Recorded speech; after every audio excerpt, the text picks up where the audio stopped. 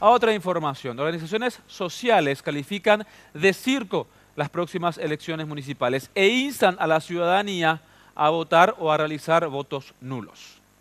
Sigamos metiendo planilleros, sigamos llenando los bolsillos con sus impuestos. Sí, señoras y señores, dentro de 5 años nos vemos otra vez. Sigan creyendo en las elecciones porque por ahí va a venir el cambio.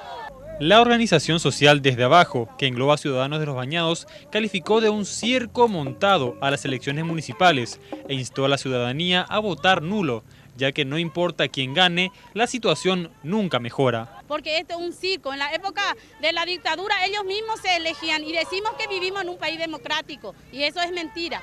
Afirmaron además que la democracia se encuentra prostituida en nuestro país y se vende al mejor postor.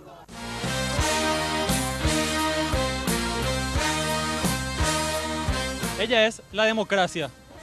Decime, ¿por qué está vestida así?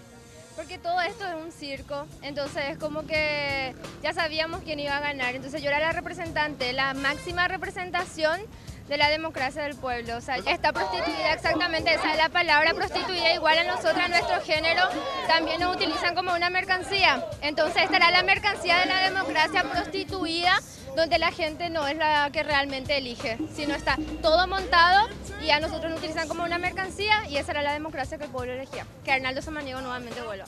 Expresaron que realizarán más medidas de fuerza en los próximos días de cara a las elecciones municipales.